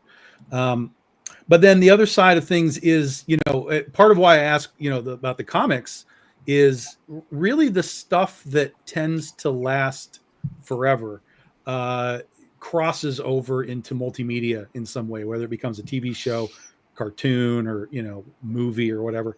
So, and I'm a big movie guy. I love movies. So I've been actively in the process of trying to put a movie together for one of the things that I've got that I think would be relatively easy to do. And then in doing so, again, I would have sort of my stuff existing in another sort of space that might then draw people back. If they were to see the movie in 50 years, they might be like, well, this was based on a comic book. Like, let's go find this comic book. So I think that might be kind of like a fun sort of just thought process that, down the line, someone might stumble across these things in the event that the comic book industry disappears. Who knows what it's going to look like in 50 years.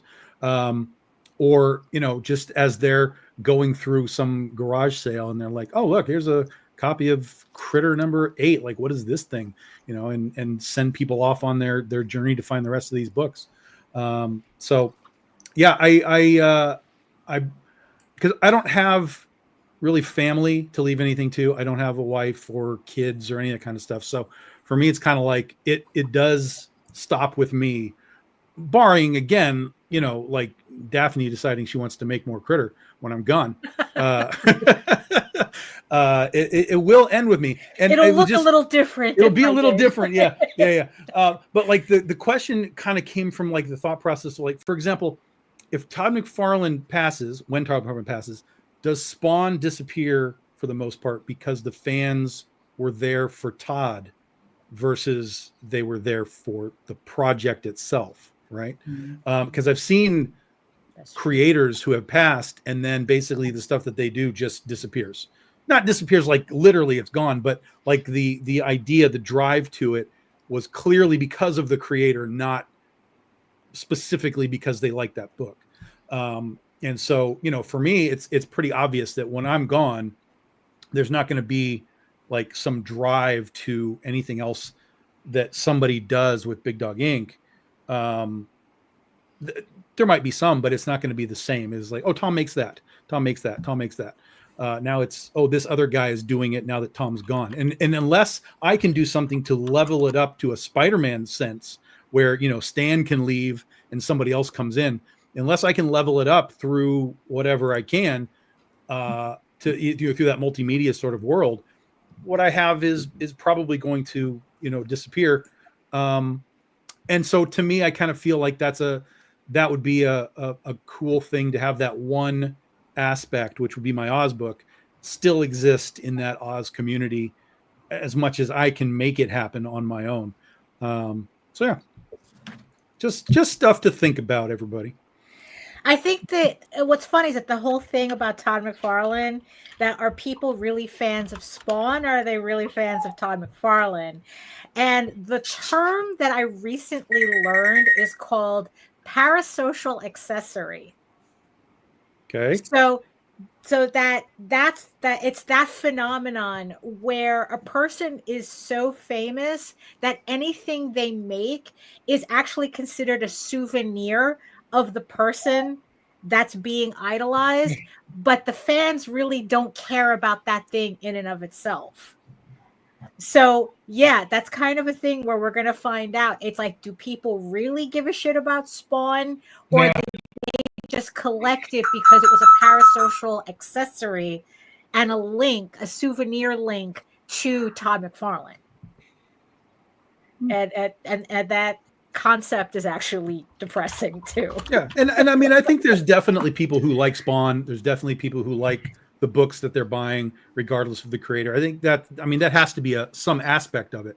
But I think that as long as, like, you know, we're using Spawn as the example, as long as Todd is there and they understand that Todd is sort of running the company and the decisions are being made by him, they're like, oh, this is what I want, right?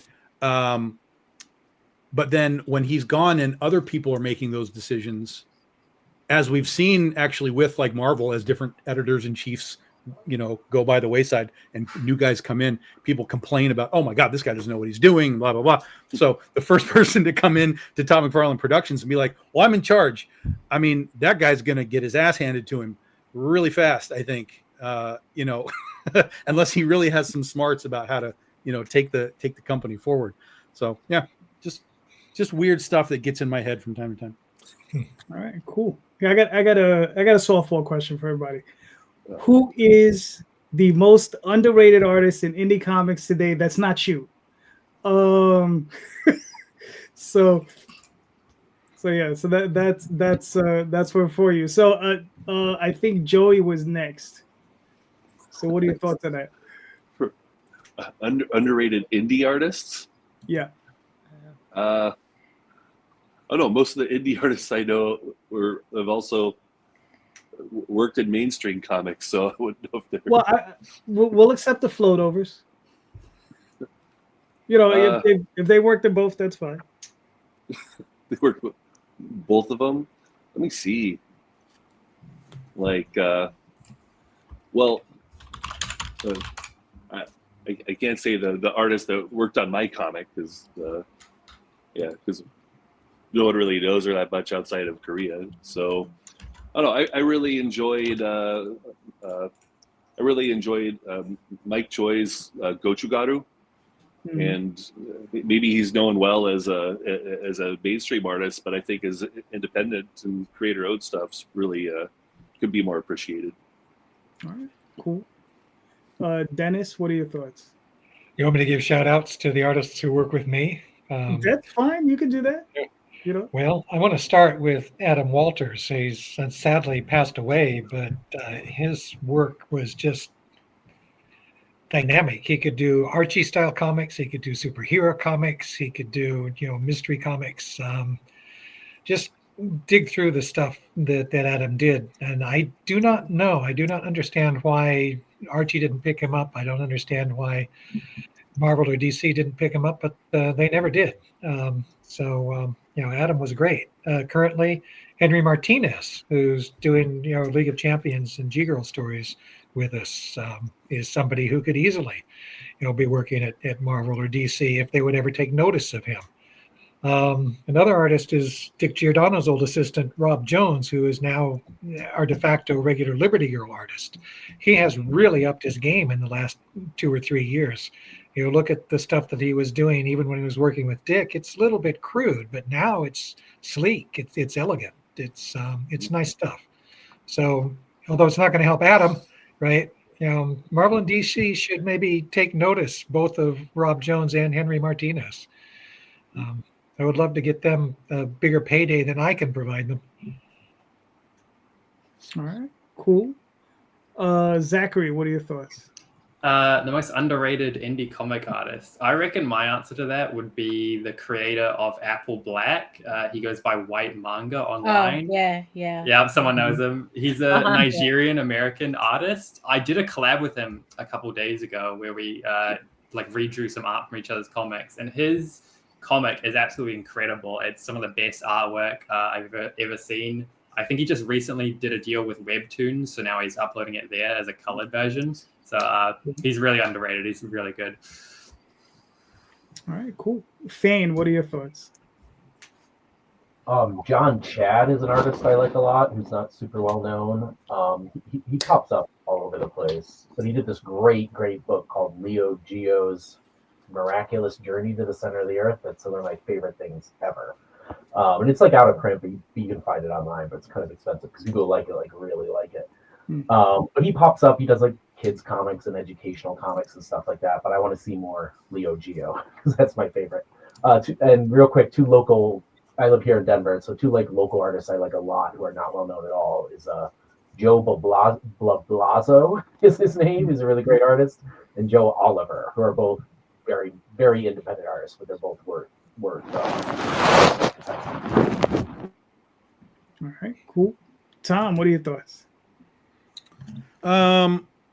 There's a few guys that I work with that I think are wildly underrated.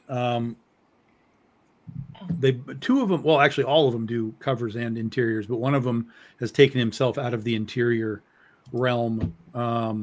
It's because he's too slow, and when you see his work, you'll understand why he's too slow. But his name's Larry Hutchison, and he's, I mean, absolutely blows me away. And every now and then I tap him on the shoulder, like, "You're going to do interiors again, right? Like, you just tell me when you want to do interiors, because I'm ready. I'm here. I'll have a script for you tomorrow. Like, let's go." And he's like, "Well, no, no, I'm going to focus on covers." I was like, "Okay, well then here's a cover for you. You need a cover again, but I'm going to come back and I'm going to bug you a lot until you finally break down, until you do some interiors for me." So Larry is fantastic. Pedro Perez is also fantastic. He has a great animated style. He also does interiors and covers. Just gorgeous. Looks like it's a cartoon. It's got a nice little soft blur to it. It's just gorgeous stuff. And I work with him whenever I can. We just did a cover with him for the Plan 39 from Outer Space, where he did our space girl doing the Han Solo homage in the video game arcade. That was Pedro. And then a guy that I've worked with kind of sporadically, just because his schedule doesn't allow for a ton of work. His name is Jason Hare, and he's been doing a lot of our anthology books, like our once a year anthology things. Done a bunch of covers for us, which are just gorgeous. And he is going to be doing the shark book that we're finally going to be getting out next year. He's going to be doing the entire interiors of the shark book. So you guys will get to see what he's really capable of doing next year with that. All right, cool. Daphne, what are your thoughts? Oh, this one was a tough one, but I think, I don't know if they're underrated, but kind of like the lack of reaction to them is what surprises me the most, and that's the Zhang brothers. Mm-hmm. Like, these guys, and mind you, I'm pretty sure it's the two brothers and 37 other people behind them doing this, because the amount of work that they produce is incredible. But I think that for like the work that they do and the hand animation and everything that they do, that I don't understand that why they're not bigger names than they are. Like, even though they, like, Polito works with them, like everybody, like all the big names, like Pat Shand works with them, all the big names in Indy and whatnot, they work with these guys, but like, you can tell that they work with them because they like the work, not because having them on your books does anything. As far as sales, right? Like, right. Yeah, the name brand is not there. Yeah. Right. They have no name brand whatsoever, but people work with them, but they get work because the quality of their work is undeniable. But for some reason, it's like that doesn't translate to audience interest. And that actually has been like bugging me for the longest time. As somebody who does want to get artwork from them, I had to like really like understand the only reason I want their work is because I want it, not because it's going to do anything for any Kickstarter that I put that artwork on. And for the life of me, I don't understand why. Like, do people like really just like do audiences like just dislike that style so much? I think it is. I think it leans heavy into the manga style stuff, which is obviously its own right thing, yeah, which is my suspicion. Yeah, right. yeah. So you really have to be one of these sort of collectors or fans or whatever that has sort of a wider sort of interest. Like, I don't think that Marvel, for example, would be like, oh, come draw Black Cat for us, because it would be, it might just be too much for them. I don't know. I don't know. I guess like CB went through his anime manga phase back in the day, and now it's like, oh, we're not going to do that again. Right. Yeah. You know, Yeah. but I don't know, but you're right. They are fantastic artists. Right. And you know, I know that they're on Mendoza's stuff. I know they're right. on, Exactly. They're constantly Bill doing McKay's stuff, Mendoza, and they're also very they'll do all the NSFW stuff and that kind of thing. So that's sort of their value is like, we're going to put you on the books that we know the boob guys are going to buy. Right. But the thing is though, like, I can tell that they can do like I would ask them more to do pretty covers for me, and I know that they could do that too. Mm-hmm. Like, I wouldn't be interested in getting like nude covers from them, but I know that they could give me like, you know, give me some like Lotus Wars shit, you know, that looks really pretty, you know? Yeah, and I think know that they'd be able to do that. Yeah. You know? I agree with you. I think that they're known for the NSFW. Right. And so that puts a little bit of a weird Right. twinge into, am I just going to get a bunch of boob covers? Like, no, Right. you're an art director. Tell them what you want. Right, exactly. You know? But if that's sort of their reputation. Is the National Society for Friendly Women? Yeah, that's correct. That's correct. Okay. Yeah. All right. Very friendly. They'll give you the shirt off their back Every single time. Mhm. Yeah. All right. Yeah. So the Zhang brothers. Okay, cool. Yeah, yeah. For me, obviously, XONG, if anyone wants to look them up. Yeah. Oh, cool. You know, for me, obviously, it's my artist, Jay Gonzalez and Aurelio Tillis. But another person I have worked with who I think is underrated is Donnie Harijawa. He's the guy that did this cover back here. He's worked on Vampirella, but he does a lot of indie stuff. You know, he does a lot of guys who do Kickstarter. He's currently working with JD, the other JD, who sometimes. But I think he's also doing work for Ethereal.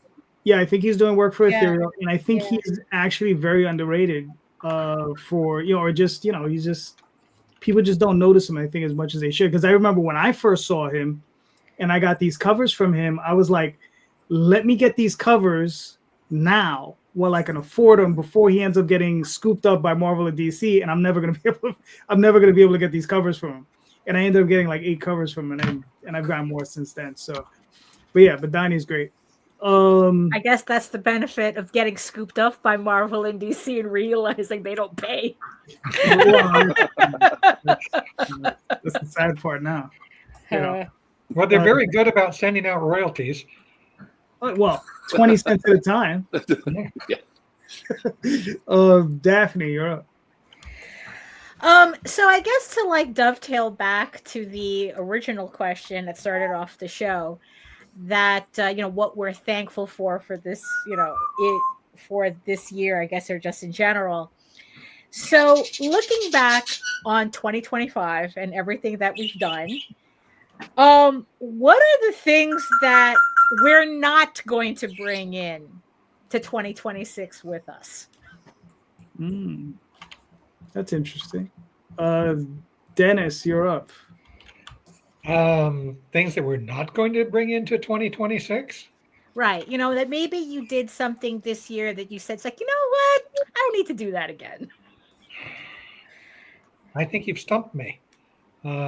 That's not a question I've even thought about. It's kind of a, you know, play it by ear, do the things I want to do, and, you know, maybe phrasing it that way, something that I did that I'm not going to do again, perhaps. Maybe, yeah.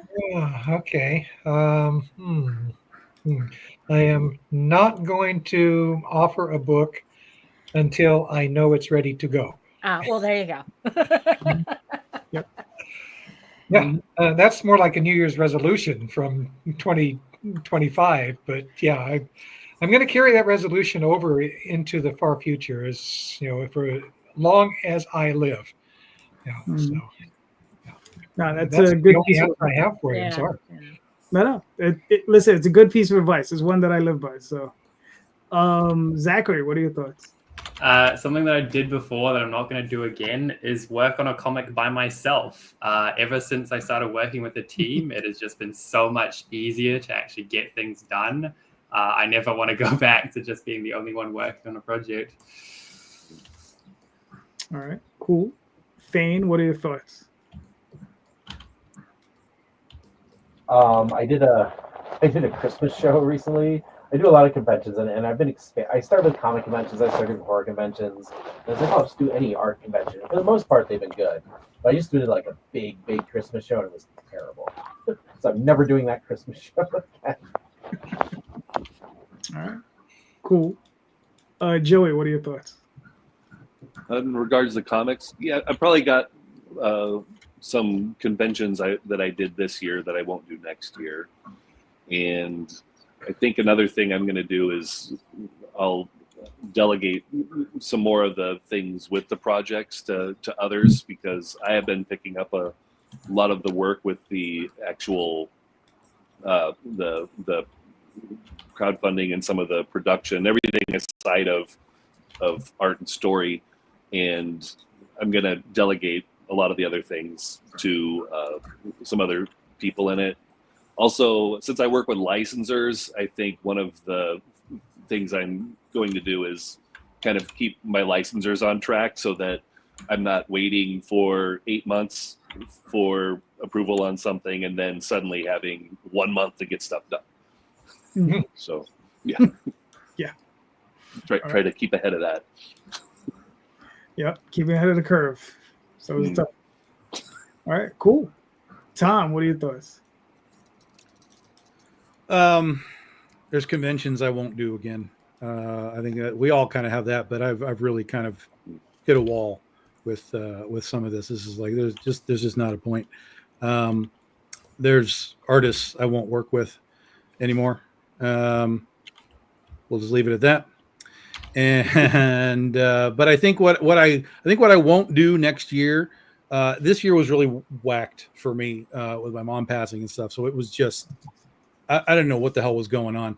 I didn't know how to sort of get back in the saddle with creative or anything. So I next year is I won't slow down. I have to.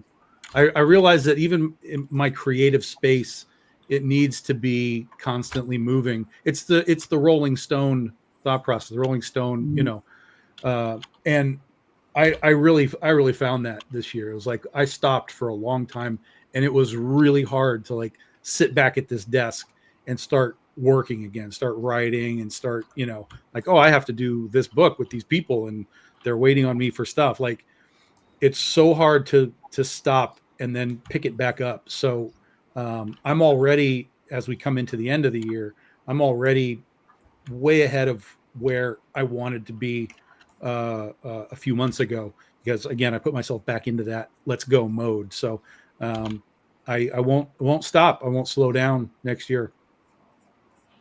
All right, cool. I will not be skipping a step next year. All right. So what I tend to do is whenever especially for Oswald, I always have a hard time finding artists. So what I tend to do is I'll tend to hire an artist and I'll ask him to do a pinup or a cover. And then after that, I might have him do a couple more like interior, like just a couple of like pinup pieces. Then after that, I'll have him do a short story. And when I say short, it'll be anywhere from 1 to 6 pages. And then if I like it, I'll then commission them to do longer series, 32 pages. I have stories that run up to 120 pages, whatever the case would be. I will not be skipping that middle step. Yay. Next year. Because I skipped that middle step this year. That, did great on the pinup cover thing. That was really great. I just wasn't liking the direction of the and I just skipped a step and I put them right on a full length thing, and I was just like, oh, that's not working. So it sometimes happens. So yeah, not doing that one. So Daphne, answer your own question. What are you not doing? I am not relying on social media as much for next year. I'm leaving the idea of market harder in the trash bin. When I had to take care of some stuff for my mother and I had to be in Florida for a month, actually 2 months, I made it a point to not have social media on my phone. And I felt such a creative freedom by not allowing myself to pretty much obsess on social media, either by doom scrolling or the whole like, oh, how can I market better and blah, blah, blah. And this, like, you know what? Like I said before, after 11 issues, I kind of know where I stand. And I'm at a point where it's like, I feel that my creative endeavors are more important than whether I'm posting to an apathetic crowd on social media. And so what I decided to do was I'm going to just concentrate on the platforms that I feel will help me grow the audience that I have already and also attract the people that I want to add to that audience instead of like scattershotting. I want to focus more on YouTube. I want to focus more on Substack. I want to focus more on my mailing list and keep it that tight. And just kind of like be smarter about how I promote, because the working harder, the marketing harder is just taking way too much energy away from me that I cannot afford. So that's what I'm going to be doing for 2026. All right. Cool. Tom, I don't know. Do you have a softball you want to throw in there real quick? I don't do softballs. You should know that by now. I go deep on these questions. All right. Do you want to throw a deep one in there? You got 6 minutes. You got 6 minutes. So no, I'm sure you got something up your sleeve somewhere. All right. Well, all right. Well, I have a question I'd like to ask. Go ahead. Go for it. You may or may not know that we have a YouTube channel, The Heroic Voice. Who wants to be a guest some weekend? Yeah, listen. Sure, absolutely. I'll come on. Of course. Yeah. Alrighty. You've got my email address. Drop me a note so that I can have yours, and we'll make an arrangement. All right. Cool. Yeah, definitely. Sounds good. What do you guys discuss? Comic books or anything else that's of interest to you. It's The Heroic Voice is for comic book creators and other interesting people. So, it's. So you qualify, JD. There you go. Thank you. All right, cool. But by all means, just drop me an email. I put it in the chat, and we'll figure out what weekend works. Love to have you on. Yeah, definitely. I love it. All right, cool. So, ladies and gentlemen, we've made it to hour 2, so I think we're good at this point. So thank you so much for being here. You guys are all awesome. But let's start with Dennis. Dennis, please, where can they find you and your work, sir? Oh, we have social media all over the place. Facebook, every place like that. Just look for Heroic Publishing. Just do a search, you'll find it. It's out there. And I don't remember what the tags are on every one of those social media platforms, so I'm not going to try to remember them.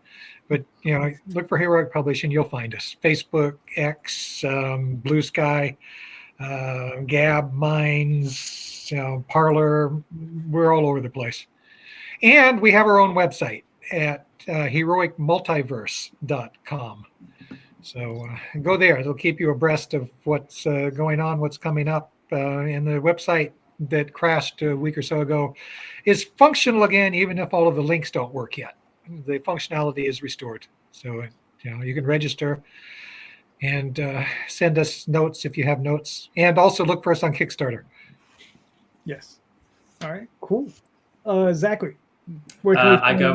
You can find me at Skynex Art on YouTube and Instagram. Those are the 2 main platforms I use. All right, cool. Very nice. Thane. where can we find you and your work, sir? Yeah, so my website is just my name, ThaneBenson.com. You can find me there. I'm on Instagram at Thane Benson. I'm on whatever the fuck Twitter is called now, at Thane Benson. And yeah, most of the social media I'm at Thane Benson. You can find me there. I'm also on Patreon, and I do have like a free tier on Patreon too, and that's where I put most of my stuff. So check me out. All right, cool. Joey, where can we find you and your work, sir? Yeah, on OnlyFans. I'm on Twitter or X as TDL_comics, and then Instagram as TDL_studios, or you can find me on Kickstarter. The store is the Dice Latte on both Twitter and Instagram. All right, cool. Yeah. Tom, where can we find you and your work, sir? BigDogInc.com if you want the books. We do most of our stuff on Facebook here first, and then it goes out to Twitter and whatever. We do have a TikTok. There's not a ton there yet, but we're kind of starting to work on whatever that is going to be. And I just realized, Daphne, you were using the same chair. Oh, like it's even the same you color. bought it Staples, right? Staples, right? Yes. Yeah. Yes. Yeah. They were on sale. That's correct. Yes. Wow. I can't tell you apart now. Amazing. Crazy. Tom's not even wearing his ears. Right. I know. We'll fix that. We'll fix that eventually. Okay. Did your ears break? The wire thing is wonky. So yes. That's the short answer is yes. All right, Daphne, where can we find you and your work? You can find my work at egoworks.com, EGOWORKS, where you can read Eagle Raven, Heir of the First Unicorn for free. But if you prefer your fantasy to be more of a furry Lord of the Rings adventure, you could also read Tall Tales there for free. It's an archive of over 1,000 pages worth of comic book work. So plenty of reading there. And while you're at the website, make sure to sign up for my newsletter where you can keep up to date with all of my art, sketchbooks, comics, Kickstarters, all that fun stuff, and get a free PDF comics bundle just for joining. So you get to try out Eagle Raven for free, Tall Tales for free, and the Oswald Chronicles for free. So there you go. So egoworks.com, EGOWORKS. All right, cool. And you can find me here most Sunday nights. Instagram, Twitter, Facebook, all those different places. Most importantly on Kickstarter with Magi's Grace currently, and in the next 2 weeks with the Oswald Chronicles again. So that'll be coming up one more time this year. And please, everyone, go check out the show notes. In the show notes are links to all of these creators. All of them are doing fantastic works. So please check out those links. Click those links. Check out these creators. Buy their books. They're all doing great work. All of them, like I said, all of them are doing fantastic work. So please go check them out. Go buy more books, especially indie comics. And just remember this, everyone. Read more indie comics, especially ours. Thank you and have a good night. Good night.